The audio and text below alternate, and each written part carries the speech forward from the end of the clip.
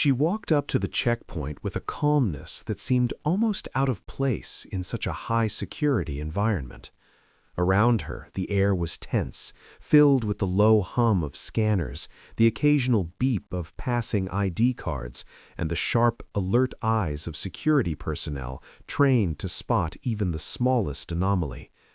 The security guard, standing firm in his post, watched her approach and immediately sensed something unusual.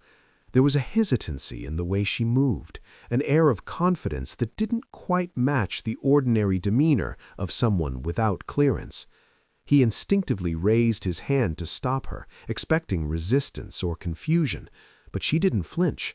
Her composure suggested she belonged there, even if everything on the surface indicated otherwise. As she extended her ID, the guard's hand hovered over the scanner, uncertain. It was the kind of moment where the slightest misstep could trigger alarms or scrutiny. She seemed almost too casual, as if she were walking through a hallway she had frequented 100 times before. That subtle ease was unnerving because it contrasted sharply with the guard's expectation of nervousness or hesitation. She didn't fumble, she didn't hesitate, and she didn't plead. She simply presented her credentials with quiet assurance. It was in that instant that the true depth of her authority became apparent. The scanner beeped, a clear, commanding sound that cut through the tension like a blade. On its screen, the words "Top Secret Access" glowed, confirming what no one could have guessed just by looking at her. The security guard's eyes widened, a mixture of surprise and reluctant respect crossing his face. In that moment, she transformed from someone who appeared ordinary to someone extraordinary. Her authority was not just a matter of position, it was a recognition of expertise, trust, and responsibility that transcended appearances. She didn't need to explain herself, to argue, or to assert dominance. The system had already acknowledged her status. It was remarkable how a simple device, a scanner, could reveal so much about her hidden capabilities. What the guard initially saw as a potential intrusion was quickly reframed into a display of competence and importance. The tension dissipated, replaced by a recognition that she was someone who operated on a level few could reach. This unexpected authority wasn't just about access to restricted areas. It was about the unseen skills, training, and trust that allowed her to navigate dangerous or sensitive situations with ease.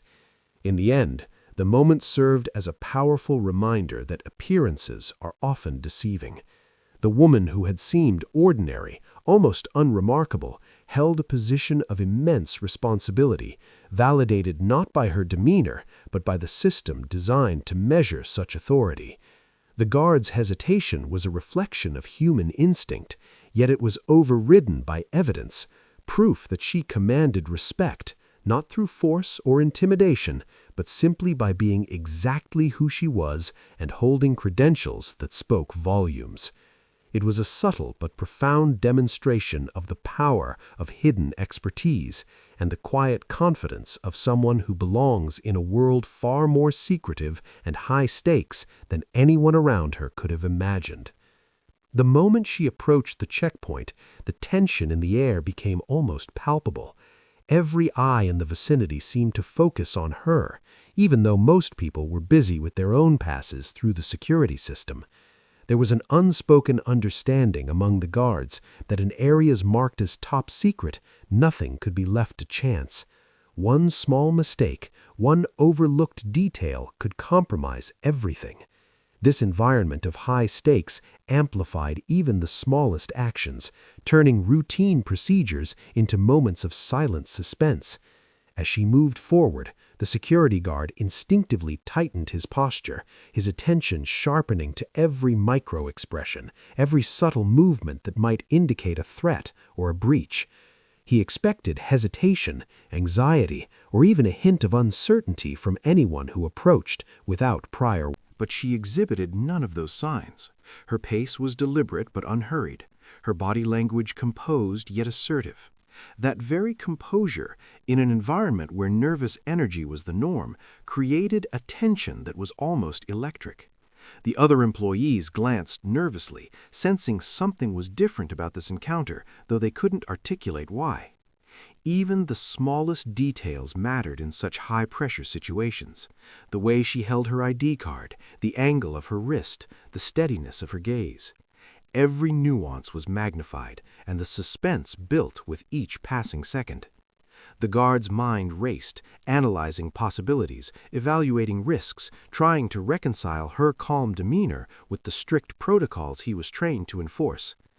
Then came the moment when she presented her credentials to the scanner. The device itself seemed to take on almost symbolic significance, a mediator between the ordinary world and the highly classified domain she was about to enter. As the scanner hummed and beeped, the seconds stretched longer, each one carrying the weight of potential consequences. The suspense was not manufactured through violence or overt threats, but through the uncertainty inherent in the situation. Would the system accept her? Would she be denied access? The air seemed to thrum with anticipation. The surrounding staff and the guard were caught in a collective breath-holding, suspended in the fragile balance between protocol and possibility. Finally, the scanner emitted its confirming signal, top secret access. The tension released in an almost palpable wave. Relief, surprise, and admiration collided in the guard's expression as the stakes of the encounter became fully realized.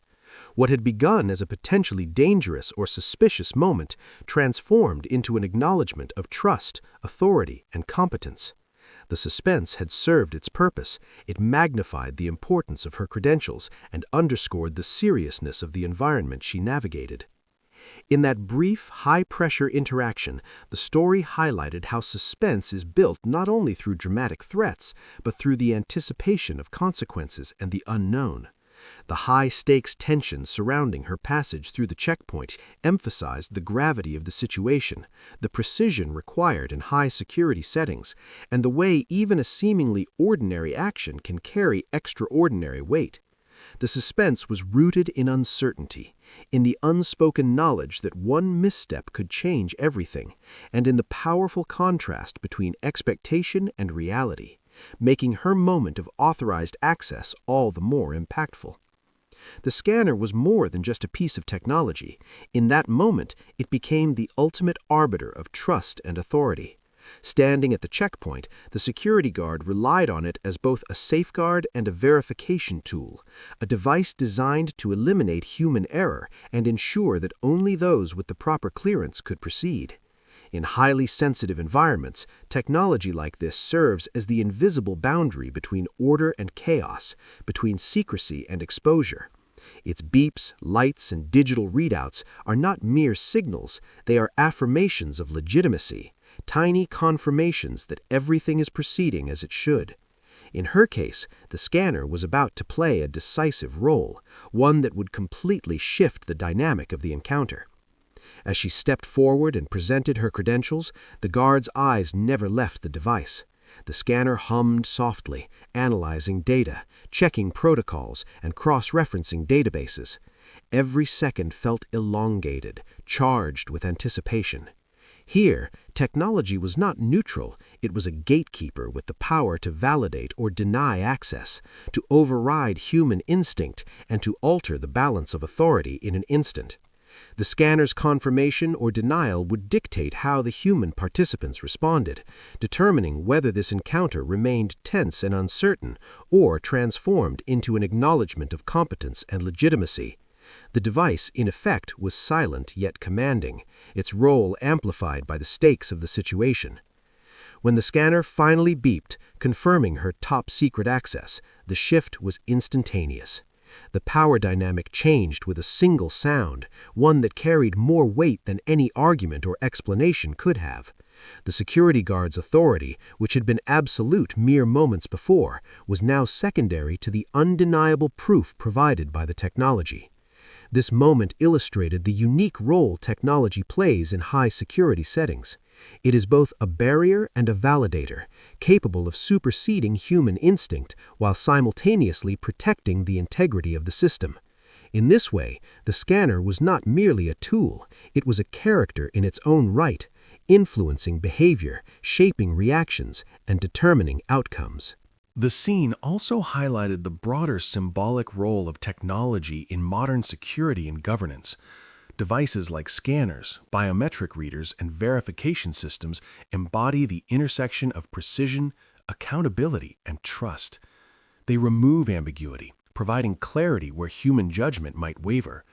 In her case, the scanner's recognition of her credentials not only granted physical access, but also affirmed her identity, her authority, and her legitimacy in a way that words alone could not. The reliance on such systems underscores the delicate balance between human decision-making and technological enforcement in high-stakes environments, showing how one beep, one readout can carry profound consequences. Ultimately, the scanner was more than a machine. It was a narrative device that drove the story forward. It illustrated how technology mediates access, validates authority, and resolves tension in moments of uncertainty. Without it, the suspense of the encounter would remain unresolved, dependent solely on human interpretation. With it, the truth was undeniable, instantaneous, and transformative, demonstrating how even in a world dominated by human instincts and interactions, technology can wield a quiet but decisive power. Her top-secret clearance was more than just a pass through a security checkpoint. It was a window into a life shrouded in mystery, hinting at experiences and responsibilities far beyond what anyone around her could imagine. The very fact that she possessed this level of access sparked curiosity and speculation. The security guard, for example, had initially viewed her as just another person attempting to pass through a restricted area. He had expected hesitancy, confusion, or even panic. But instead, he was confronted with someone who carried herself with confidence, whose credentials spoke of authority that few could claim.